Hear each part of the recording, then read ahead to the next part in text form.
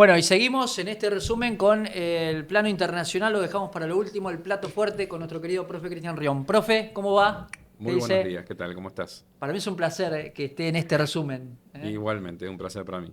Bueno, profe, quiero empezar por digamos, por lo inmediato. Todo es inmediato, es cierto, pero me parece contundente lo que está pasando en Colombia. Abelardo de la Espriella se autoproclamó presidente de Colombia. Estamos hablando de más de 200.000 votos de diferencia. ¿Qué me puedes contar? Sí, quizás menos de eso todavía, una diferencia cercana a un punto. Por eso el gobierno perdón, el gobierno de Colombia está siendo cauto con esto y va a esperar hasta que se ratifique el resultado con el escrutinio definitivo, ¿no? Ok. Dijo que va a acatar lo que la justicia diga. Porque se habla de muchas impugnaciones. De todas maneras, se entiende y se cree que no va a haber modificaciones en el resultado de la elección. Así que hay que seguir esperando para ser más exacto en la información. De todas maneras, se entiende que el ganador es de la Espriella. Ahora, profe, la Colombia dividida, es increíble, dividida a la mitad, ¿no? Sí, exactamente. Pero bueno, es un fenómeno que viene ocurriendo en toda América Latina y te diría que también en muchas partes del mundo, Mm. ¿no? Este fenómeno de derechas e izquierdas. Creo que es artificial, porque en definitiva la gente no es ni de derecha ni de izquierda. O sea, sí los hay, pero son la mínima parte de la población, ¿no? Que realmente entiende de política de economía y que adhiere a una de estas escuelas que puede estar ubicada a la derecha o a la izquierda. La mayor parte de la gente lo único que quiere que es que se le solucionen los problemas, que no Mm. haya problemas económicos y fundamentalmente también, y uno de los fenómenos más importantes en América Latina, fundamentalmente, pero también en Europa comenzó en los últimos años, es la cuestión de la seguridad. Mm. Por ejemplo, en Europa está vinculada con la inmigración, Mm. o en Estados Unidos está vinculado con la inmigración, se la acusa a la inmigración de favorecer la sensación esta de inseguridad que hay en estos países, que quizás no se reflejen en las estadísticas tanto, ¿no? Hay que ver las estadísticas de cada país, pero es una sensación y la gente vota con sensaciones también, ¿no? Claro. En América Latina sí, ya podríamos decirle que no es tanto una sensación, sino que es un fenómeno muy importante, ¿no? En donde en la agenda política principal está esta cuestión. Entonces aparece el modelo Bukele, que en algunos lugares prende más que en otros, ¿no? Eh, lo que pasa es que, por ejemplo, tenemos un país como México que venía siendo gobernado por las derechas históricamente, hace muchísimos años que era gobernado por las derechas. Entonces, tenemos hoy gobiernos progresistas, podemos llamarlo, ¿no? Con López Obrador primero y con Claudia Sheinbaum ahora. Claro. Hay que ver, bueno, tiene una muy buena imagen Claudia Sheinbaum. No veo que haya un peligro de retorno, un peligro para ellos, ¿no? Para su sector político, del retorno de la derecha. Pero sí, el modelo Bukele me parece que se ve reflejado en muchos lugares de América Latina. Hay mucha gente que entiende que es un modelo para replicar, para poder volver a estar tranquilos en estas sociedades, ¿no? Y que la izquierda quizás es más laxa, la izquierda es más permisiva en cuanto al control del delito. Sabes, profe, que, bueno, Abelardo de la Espriella lo tiene como referente a Bukele. Es más, prometió construir 10 megacárceles. Sobre esto, dos preguntas que van enganchadas. ¿Por qué, en este caso, la ciudadanía colombiana le da un voto de confianza de la Espriella, teniendo en cuenta sus antecedentes, ¿no? No es una persona política, es un abogado que ha, digamos, defendido a muchos narcotraficantes de peso. Digo, eh, ¿cómo me conectás esas dos cosas? ¿Por qué se decide por De la Espriella y hacia dónde va Colombia en este caso, ¿no? Yo creo que toma una posta, toma un discurso, lo hace severo, lo hace duro al Mm. discurso. Entonces se pone como el candidato más duro. Por eso hay todo también una estética, hay todo una retórica que tiene que ver con esto del saludo, la venia militar, por ejemplo, la utilización de los símbolos nacionales, la camiseta de la selección de Colombia. El no dudar en cuanto a la política exterior, de decir que va a estar alineado con Donald Trump, con Estados Unidos y con Donald Trump. Entonces, bueno, evidentemente hay parte de la población que se ve reflejado en eso, que es lo que quiere. Eh, Además, hay fenómenos que son regionales y hay fenómenos que son particulares, porque la división de Colombia no es nueva, digamos, ¿no? Vienen de una guerra de muchísimos años. creo que es la más antigua de América Latina, ¿no? Se ha pacificado mucho, se ha ido a un plan de paz, se ha logrado mucho en Colombia en los últimos 10 años. De todas maneras, siguen siendo un país con niveles de violencia muy altos todavía. Eh, Creo que las posturas radicales en Colombia tampoco fueron exitosas en el pasado. Digo, ¿no? A pesar de estar alineados con los Estados Unidos, tener bases militares de Estados Unidos dentro, apelar a la violencia para terminar con la guerrilla de izquierda, apelar a la violencia para terminar con el narcotráfico, esto no se tradujo en resultados positivos. Mm. Profe, ¿y qué te sugiere que le puede dar de la Espriella a Colombia digamos, y en qué nos puede favorecer a nosotros en la relación casi, te diría, no sé si estrecha, pero al menos desde el punto de vista del pensamiento coinciden con Javier Milei, ¿no? Mirá, imagino una Colombia alineada con los Estados Unidos y creo que es el gran ganador Estados Unidos en la región, ¿no? Así como es un gran perdedor en el Medio Oriente, es un gran ganador en América Latina con las elecciones, ¿no? Sin disparar un tiro. Claro, claro. Porque se están alineando los países para responder a los intereses que no son de la región, o sea, no son intereses colombianos, argentinos, peruanos o bolivianos, sino que son intereses de Estados Unidos. O sea, obviamente que el discurso va a ser nacionalista, pero yo creo que se van a seguir los destinos que se van pensando en Washington. En esto del conflicto global que tiene Estados Unidos con China, entonces imagino un bloqueo de las iniciativas chinas, no absoluta, por supuesto, porque eso es imposible, ¿Tiene pero mucha sí de las injerencia China en Colombia? no tanto Ah, porque, bueno, no hace tanto tiempo que gobierna la izquierda en Colombia, digamos. ok. Es poco tiempo, digamos. Hay más inserción de China en otros países. Que tampoco es que China quiera tener gobiernos de izquierda, digo. Mm. China tiene una política exterior pragmática, en donde lo único que le interesa es hacer negocios y que esos negocios sean favorables para la República Popular China. Ese es el único acondicionamiento que tiene China, que es una cuestión que ya lo dijo Milei, ¿no? En los primeros encuentros que tuvo con los chinos, Se dijo, sorprendió. se sorprendió y dijo, es un socio interesante y no me pide nada a cambio. Mm. Y esto es lo que es China, digamos. Es inversión en infraestructura, con sus propias empresas, por supuesto, porque siempre ellos piensan, como todo país, piensa en su propio interés nacional, y por eso nos pedimos a nuestros países, Ujú, ¿no? Hablando de América Latina, que piense primero en sus propios intereses, ¿no? ujú, Después en los intereses regionales y después en los intereses globales. ujú, ujú. Porque ellos sí lo hacen. Estados Unidos Claro. lo hace, China lo hace, piensan en sus propios intereses y actúan en consecuencia. Entonces, bueno, veremos esta disputa de Estados Unidos y China en América Latina con un punto más favorable a los Estados Unidos si se confirma el triunfo y la presidencia de la Espriella en Colombia. Cortito, profe, así vamos a pasar también vamos a picar por Colombia, vamos a ir a Medio Oriente, vamos a pasar por Reino Unido. ¿Quién es de la Espriella? Abogado, fuera de la política es una forma de decir, bueno, no está ligado a la política tradicional. También este es un fenómeno, el fenómeno de los outsiders o de las figuras que vienen desde fuera de la política y que la gente lo ve como opción porque entiende que hay una clase política que está corrupta, ¿no? Una clase política que tiene vicios, muchísimos vicios. Pero bueno, también está claro que muchos de estos que vienen de fuera de la política, cuando ingresan a la misma, también incurren en los mismos vicios. Estamos viendo el gobierno de la Argentina cómo empiezan a aparecer algunos casos de corrupción, como por ejemplo el de Adorni, que está siendo investigado, o el caso de las criptomonedas, que está siendo investigado y demás. Es decir, no garantiza tampoco que alguien venga fuera de la política esté libre del pecado de la corrupción. Ok. Profe, ¿Keiko Fujimori se impone en Perú? Y ahí están contando uno por uno. También.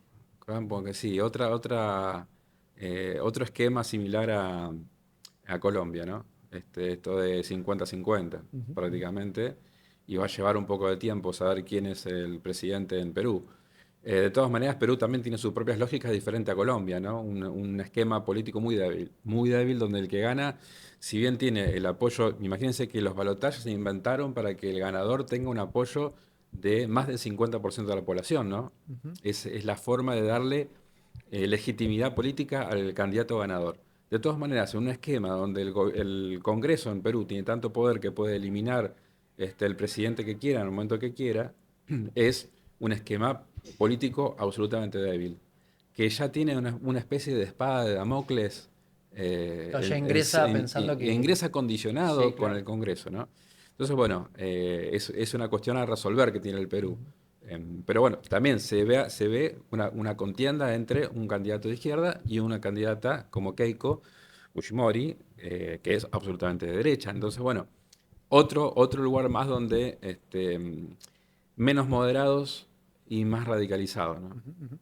Profe, me voy a Medio Oriente. Ese acuerdo, ese preacuerdo que no llega. ¿Qué me puedes decir? ¿Qué se dice hasta ahora? En este lunes 22 de junio. Se Se avanza avanza. y eso es positivo, Mm, eso es positivo. Estamos mejor que antes, mm. ¿eh? Y me parece que eso es positivo, que se dialogue. Es muy compleja la situación, porque acá se han sentado a negociar Estados Unidos e Irán, pero falta otra pata de esta silla de Medio Oriente que es Israel, ¿no? Ujú. Israel tiene su propia agenda, vinculada a lo que entienden que es la seguridad de Israel. Y parecen no estar muy dispuestos a ceder en ese tema. Por Ok. eso yo digo, quizás hubiese sido bueno que Israel también se siente a la mesa de negociaciones, ¿no? Tripartita. Ujú, ujú. Y en toda negociación siempre hay que ceder a algún punto, ¿no? Creo que Estados Unidos es quien está más apurado por terminar con esto, por lo tanto creo que es el que cedió más, pues es el que no tiene tiempo. En ese borrador, ¿qué dice justamente ese borrador, profe? Dice que se tiene que abrir inmediatamente el estrecho de Hormuz, pero el estrecho de Hormuz ya estaba abierto antes del ataque de Estados Unidos, es decir, no puede ser visto como un triunfo de los Estados Unidos si ya estaba abierto de Claro, antes. claro. Pero bueno, abrir el estrecho de Hormuz inmediatamente, Donald Trump dijo perdemos entre 600 y 700 millones de dólares por día Ujú. con el estrecho de Hormuz cerrado. Entonces, hay que abrirlo inmediatamente. Otra es que Estados Unidos se comprometa en 300 mil millones de dólares para la reconstrucción de Irán. También eso hay que ver y más adelante leer la letra chica, ¿no? Porque probablemente empresas constructoras de Estados Unidos estén ingresando en este negocio. Claro. Es probable, entonces si hay dinero de Estados Unidos que retorne también a los Estados Unidos. Yo digo, ellos tienen la maquinaria de destrucción y también la maquinaria de construcción. En muchos países han hecho esto, han destruido la infraestructura y después han venido las empresas estadounidenses a construir lo que ellos mismos habían destruido. Qué interesante. Entonces, Qué punto, que la verdad que llamativo. las empresas de Estados Unidos reciben dinero del gobierno de Estados Unidos por la destrucción y después reciben otras empresas dinero por la reconstrucción. Pero bueno, hay que leer la letra chica, sea más adelante, cómo se va a implementar estos 300 mil millones de dólares que Estados Unidos se comprometería. Todo lo digo en potencial, porque esto, como bien dijiste, estamos hablando de preacuerdo, un preacuerdo. Otro de los puntos es el levantamiento de todas las sanciones que tenían, todas. Por eso Donald Trump llamó a una reunión del G7 de urgencia.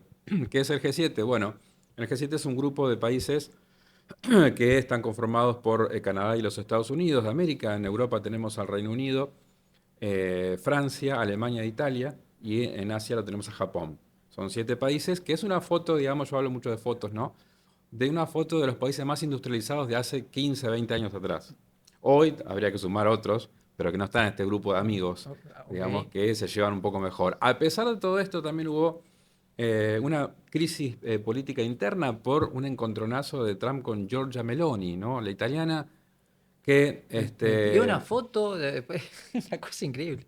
según Trump le pidió, por favor, le rogó por una foto, que él no estaba muy convencido de darle la foto, pero le dio lástima y finalmente accedió, a lo cual Meloni, obviamente, muy enojada, dijo que, bueno, Italia ni ella en particular le ruegan a nadie, que es un mentiroso y que no entiende por qué trata así a sus aliados y trata mucho mejor a los adversarios de Occidente, dijo, ¿no? No dijo a quién, no puso nombre y apellido.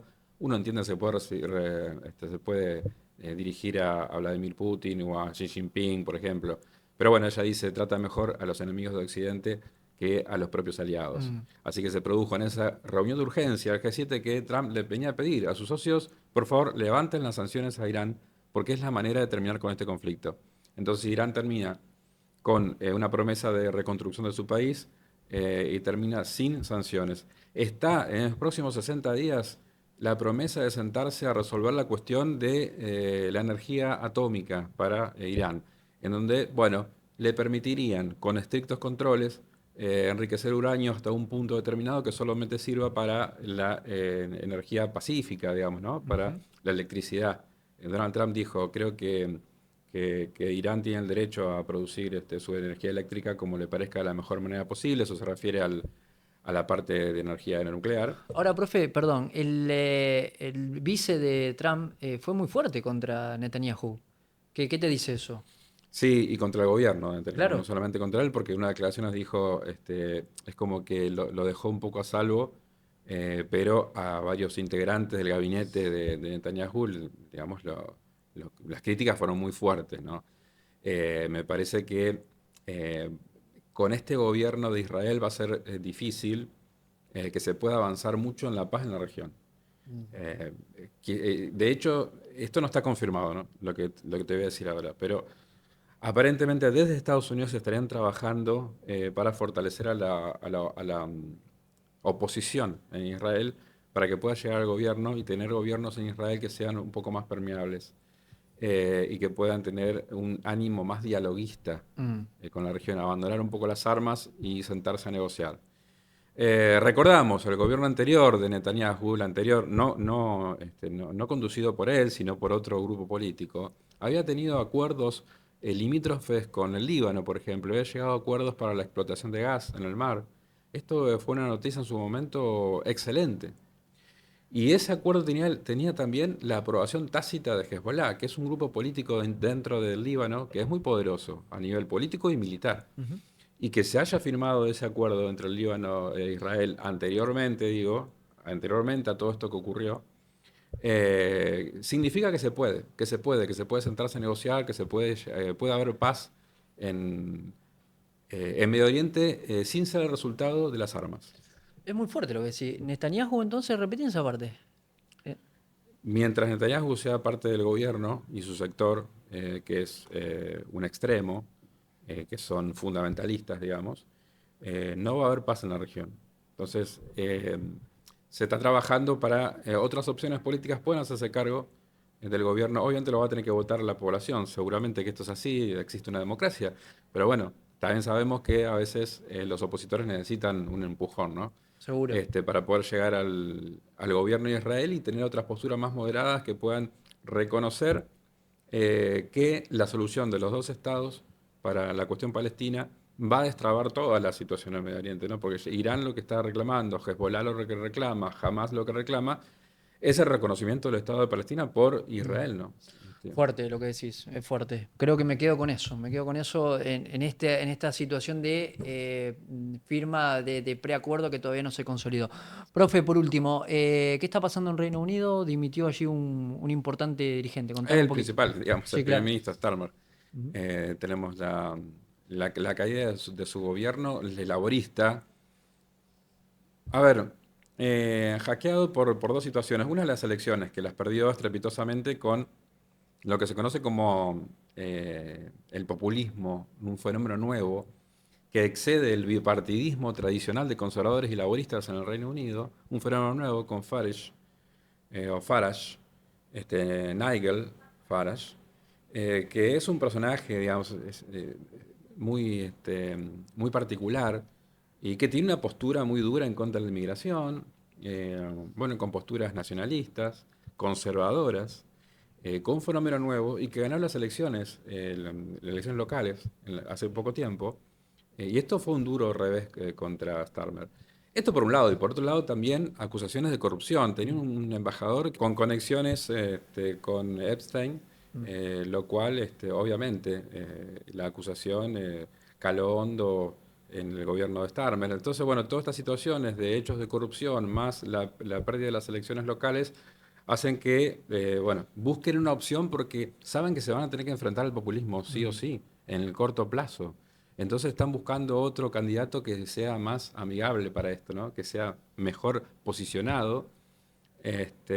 Así que ya está el ex alcalde de Manchester que viene con una postura, él dice de un socialismo, pero amigable con los negocios. Ah, ¿Eh?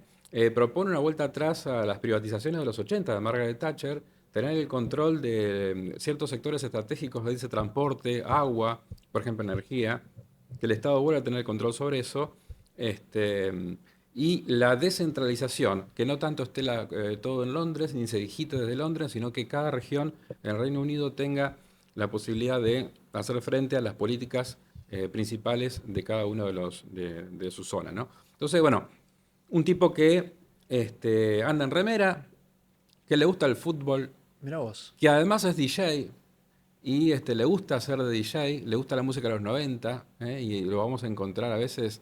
Entonces buscaron también una persona con un perfil, un carisma Mm. diferente, ¿no? Starmer es un especialista, un tipo típico inglés, digamos, podemos llamarlo, ¿no? Muy formal, muy bien peinado, muy bien vestido, de traje. Y esta otra persona del laborismo viene desde otro sector, ¿no? Y desde otro sector también de la geografía inglesa, ¿no? Viene del norte, viene de Manchester. Bueno, interesante. Profe, dejo abierto varios temas, entre ellos la reserva de oro. ¿Me lo contás esta semana? Eso es un capítulo especial que Sí, vamos a sí, sí. tener, nos vamos a sentar y vamos a analizar la cuestión del oro porque tiene que ver con la geopolítica, Mm. ¿no? Y lo que está pasando en el mundo y los movimientos que hay. Uno observando los movimientos que hacen los distintos países respecto del oro, nos vamos a dar cuenta de lo que puede estar pasando, de lo que puede pasar a futuro. Ok, Ah, perdón. sí, Y lo que hace nuestro país con el oro. seguro. ¿Dónde está el oro nuestro?